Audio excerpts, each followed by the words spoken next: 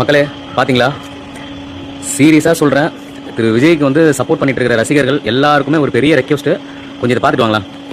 கொடுக்கிற காரை இன்னோவா காராக கொடுத்தால் நன்றாக இருக்குமா? ஊரா வீட்டு நெய்யில உங்க வீட்டுக்கு ஸ்வீட் செய்யாதீங்க. கஜானாவை சுத்தமா தொடச்சி வலிச்சு வச்சுட்டு போயிருக்கிறப்போ, தூக்க முடியாத சுமையை ஏத்தி வச்சுட்டு போயிருக்கிறப்போ, அனைத்து சட்டமன்ற உறுப்பினர்களுக்கும் அரசு சார்பில் வாகனம் வழங்கப்படும் என்பதை மகிழ்ச்சியோடு தெரிவித்துக் கொள்கிறேன். மக்களோட ஒரு அடிப்படை வாழ்வாதாரத்துக்கு ஏதாவது பிரச்சனைக்கு கேட்டா நிதி சுமைன்னு சொல்றீங்க. இதுக்கு மட்டும் எங்க இருந்து சார் காசு வருது? வாயால் வடை சுற்றும் காலம் மாறி சுட்ட வடையை, சுவையான வடையை சுட சுட கையில் கொடுக்கும் காலம் இது. ஊரா வீட்டு நெய்யில ஸ்வீட் செய்யாதீங்க, அடுத்தவங்க வீட்டு எண்ணெயில பஜ்ஜி போடாதீங்க, திருப்பதி போனா மொட்டை போடாதீங்க அப்படின்ட்டு எல்லாம் பேசிட்டு சம டைலாக்லாம் விட்டுட்டு இப்ப பாத்தீங்களா பெருசா மொத்த பேருக்கு நாம போட்டாங்க பாருங்க. ஒரு பொண்ணு, அந்த பொண்ணை தான் அந்த அந்த தெய்வத்தை தான் நாங்க தேடிட்டு இருக்கோம். எப்படி அவர் வந்து மக்கள் பணம் வேணாம்னு சொல்லிட்டாரு, ஏன் பணம் மக்கள் பணம் தேவையே இல்லை அப்படின்னு ஒரு பொண்ணு ஒன்று வச்சு ஒரு ப்ரமோஷன் ஒன்று பண்ணி பாத்தீங்களா, ஹைலைட். அது எக்ஸ்ட்ரீம். உண்மையிலே நீங்க பேசுனதெல்லாம் பார்த்தா, ஓ இவர் மக்கள் பணத்தை உண்மையிலே விரும்பல, தான் பணத்தை எடுத்து செலவு பண்ணி தான் உண்மையிலே வந்து எல்லாத்தையும் நல்லது பண்ண போறாரு, எல்லாம் நல்லது செய்ய போறாரு அப்படின்னு நினைச்சு ஒரு கூட்டத்தையே ஒன்று கிரியேட் பண்ணீங்க பாத்தீங்களா. வேற லெவல் ஹேட்ஸ் ஆஃப்.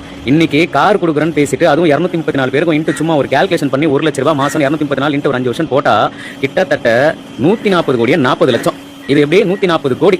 இப்போ அவங்களுக்கு வந்து கார் வந்து சர்வசாதாரணமான கார்லாம் வேணாமா, இன்னோவா கார். இப்போ அதுக்கு வந்து ஒரு 234 போட்டோன்னு வச்சுங்களா, மொத்தமாக வந்து கிட்டத்தட்ட அது ஒரு 140 கோடி. எப்படி பார்த்தாலும் குறைஞ்சபட்சம் ஒரு 300 கோடியிலேருந்து 400 கோடி. ஏன் நீங்கள் தான் வந்து உச்சத்தில் இருந்தீங்க, உச்ச நடிகர்ல இருந்தீங்க, நீங்க தான் ஒரு 200 கோடி 300 கோடி சம்பளம் வாங்கினீங்க. எல்லா மக்களும் என்ன சொன்னாங்க, அவர் மக்கள் பணம் வேணவே வேணாம் தானே சொன்னாரு. உங்க பணத்திலிருந்து எடுத்து நீங்க வந்து செலவு பண்ணல. நீங்க வர்றதுக்கு முன்னாடி ஆட்சியே வந்து திவாலாய் போயிருக்கு, ஒரு ஃபண்டும் இல்லை, எல்லாம் டவுன்ல இருக்கு, மொத்தம் வந்து கவுந்து போயிருக்கு. இப்போ வந்து எம்எல்ஏங்களுக்கு வந்து ஒரு அசிஸ்டன்ட் போட்டுக்கலாம், அவங்களுக்கு இப்போ கவர்மெண்ட் கொடுக்க போறீங்க. ஏற்கனவே உங்க ஆளுங்க அவதூறு பேசுறவங்க, அதாவது எல்லாம் பேசியிருந்தாங்க, லைலாமணி ஆட்கள் மாதிரி எல்லாம் வந்து பாத்தீங்கன்னா அவ்வளவு அவதூறு பேசினாரு. அவருக்கு எல்லாம் கவர்மெண்ட் ஜாப். இப்போ யாரெல்லாம் அவதூறு பரப்புறாங்களோ, யாரெல்லாம் எந்தெந்த டீம் வச்சு அவதூறு பரப்பி ரொம்ப கேவலமா மக்களை இழிவுபடுத்தி பெண்களை யாரெல்லாம் கேவலமா பேசினாங்களோ, இப்போ எல்லாரும் அசிஸ்டன்ட் ஜாப் மாதிரி போட்டு அவங்களுக்கு கவர்மெண்ட் ஜாப் கொடுத்துருவீங்க.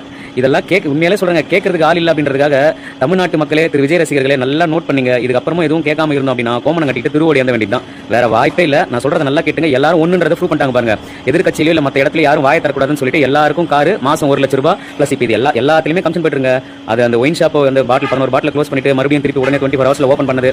நான் திரும்ப சொல்றேன், மக்களை வந்து முட்டாளாக்கிட்டே இருக்காங்க. நீங்க திரை கவர்ச்சியை நம்பி மறுபடியும் ஏமாந்துட்டே இருக்கீங்க.